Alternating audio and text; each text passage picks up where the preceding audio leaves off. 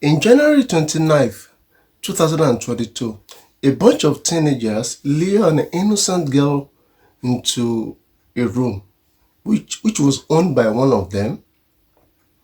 The guy, one of the teenagers that was dating the girl, had fun with her. After having fun with her, they held her down and they strangled her to death. Before I explain what they do with her body, I'd like to show my full appreciation to my patrons. Thank you very much for supporting my channel. I'm very, very grateful to you for your support. Your support means the world to me. Thank you. Also, if you want to become a patron, the link to do that will be in the description of the video. Thank you. Your support means the entire universe to me. Thank you very much. Especially Mr. Mike, a very wonderful man. There's no way I can do a video and I will not thank him. Though he doesn't like that, but I'll keep on to do that. A very modest man. Thank you for everything. I owe you everything. Today, I'll be talking about quick money syndrome that is affecting our youth in Nigeria. I've never been to any other country, and I've never read much news about other countries, so I don't know what is going on in other countries, but I can tell you what is going on in Nigeria rightly. I can tell you. We have what you call quick money syndrome, and it's ruining the lives of Nigerians. I can tell you that most especially the youth, the 21st century, we'll call it, yeah, especially the millennials, yes, the millennials, and it's ruining their lives. So today I'll be telling you a very, very dark stories that happened in Abeokuta, which is the capital of Ogun State. I'm located in Ogun State. The Abeokuta is the capital of this state. So the incident happened there.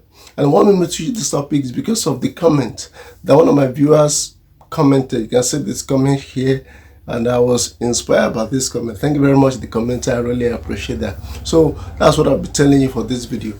Now, just like I said in the 29th of January 2022, those children, those teenagers, they are teenagers. There are three of them. We have 17 years, we have 18, we have 19, and we have 20. Can you believe that? Yes, four of them. They lure an innocent girl, a young girl of about 16 years, into one of their rooms. The boy, the boy is called Solly. That's the main one. This is the main suspect. He had a room, so he lured the girl into the room. After having sex with the girl, they held her down, they strangled her. After strangling her, they cut off her head. What they really need was the head. So they cut off her head. In case you are wondering, what are they going to use the head for? Well, I must tell you, they want to use the head to make spiritual money. Yes, they want to make spiritual money. Before I go further into the story, I'd like to tell you, I'd like to give you a background information of what we call spiritual or ritual money in Nigeria. And I want to explain that. All right.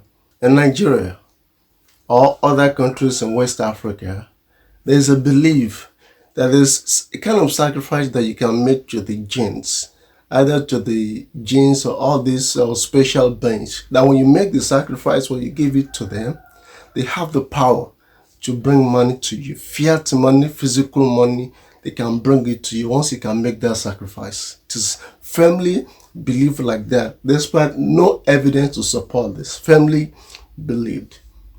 So that is kind of belief that those children, those teenagers were having in their mind that they could use this.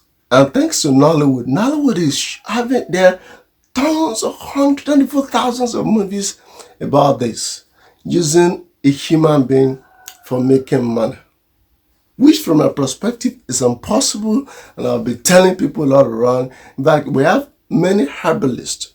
We have many herbalists that have been saying it on interview too, that this thing is not possible. Money can't just appear from nowhere.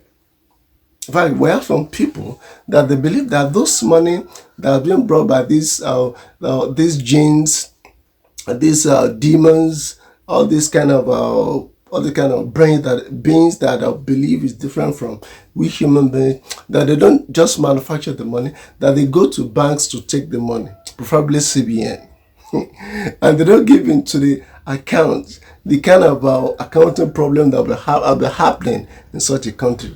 No, they don't just think it through.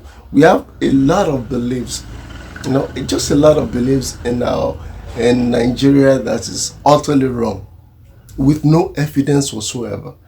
Well, we don't really do research. We have some area that we don't do research at all. And we have people believing it. And you'd be so surprised. Highly educated people, some of them also believe in this thing. You'd be surprised. A doctor, I've seen a doctor who believes in it, despite having any shred of evidence that this thing is wrong. He has never seen anyone that done it. He has never seen. When I asked him, he said the only knowledge he has about it is in the Nollywood movies, and also some of the suspects that were arrested on news, having been involved in human parts and so on like that.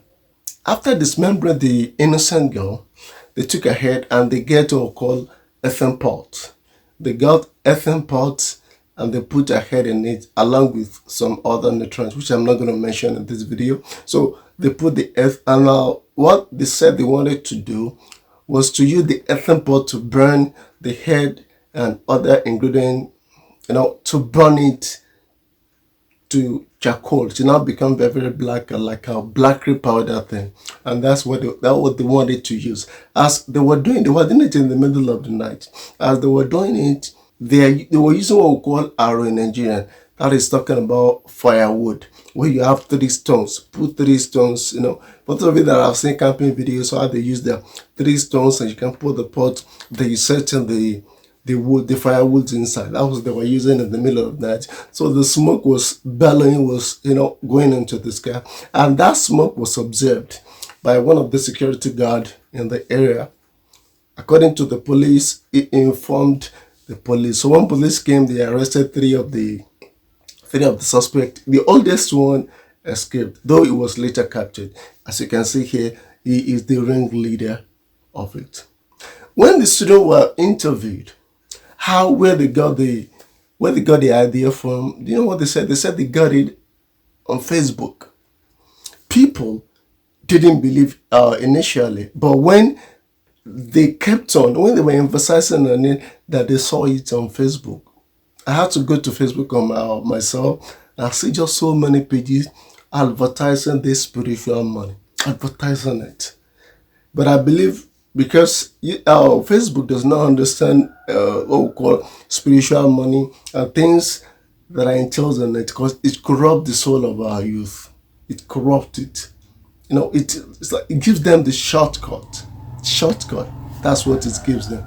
So this is the exact Facebook that the boy screenshot, according to him, that was taken from his video, from his phone. So this is the screenshot. So we have many of them, and I can tell you 100% all of them are scams. Yes, I can tell you that. Let me say 99.9% they are scams. But we're talking about impressionable teenagers. They don't understand, they have no idea, and most of them are functional illiterate, so they don't really understand how things are. They've seen it in Nollywood movies, and they've seen it in real life, seeing somebody much older than them telling them it's possible. Nigeria, for example, I should say in the western part of Nigeria, when somebody is rich, when somebody has money, and people don't really know the main source of the person's income, one of the first things they will guess is that he has done money ritual. Is spending spiritual money, believing that a kind of jinn, a kind of special being is bringing money for the person, which to my knowledge is impossible. So this coward and this unbelievably wicked teenagers,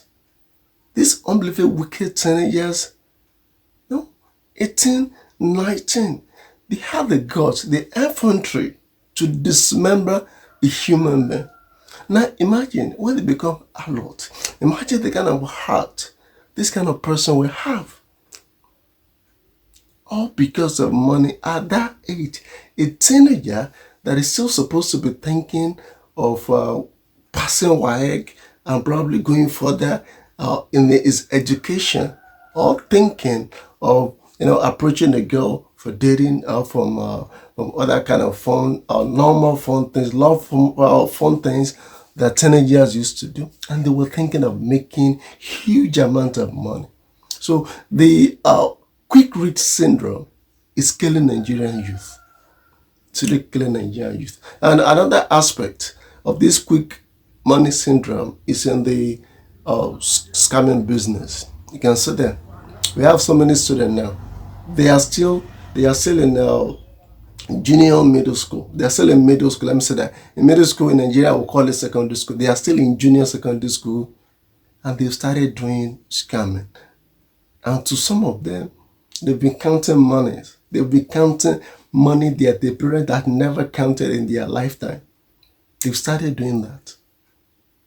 And unfortunately, we have some parents too in Nigeria that they take their children, they take their word to herbalists, and they tell the herbalists to give them juju that will make them to be able to scam the Westerners.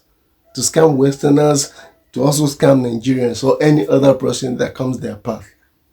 So this thing is for me, it's becoming a national tragedy. If you type into Google and other search engine, money ritual in Nigeria, you will see tons of headlines, different tons of headlines. A husband killing his wife for it, two friends, one of them killing the other for it. You just see different kind of news about it. You see a man, a father killing his children for this money ritual. So things are getting out of hand. Nigerian is, for me, I'm saying it is becoming an endemic thing. And I believe the government should do something about it. The scamming is also there. In case you are wondering what is there, we have AFCC and we have ICPC who deal with these Yahoo guys. They deal with them. And their effect has, for me, I can say it is negligible. You might be saying, why am I saying this? Yes, I'm saying this, that when they are arrested, the EFCC only collect money from them and allow them to go.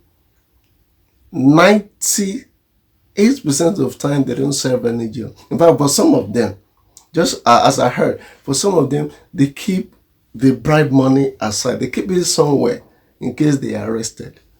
And it is well known. It is well known that our EFCC only wants money from them. Only wants money from them. So the corruption is part of it. It has becoming part and parcel of Nigeria. So for the Westerner, if you are thinking Nigerian is going to protect you against these coming scammers, believe me, it's not going to happen.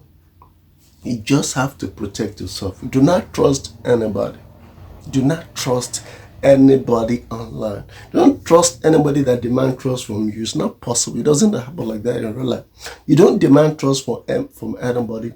You let them earn your trust. You show them trust, not that you demand it. So you just need to understand that. That is it about this video. If you have any question, please let me know in the comment section below. I'll surely answer your question, whatever question you have.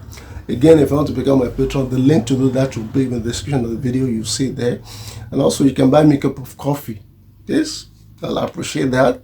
Buy me 1 cup, 2 cups, whatever you can. It will be highly appreciated.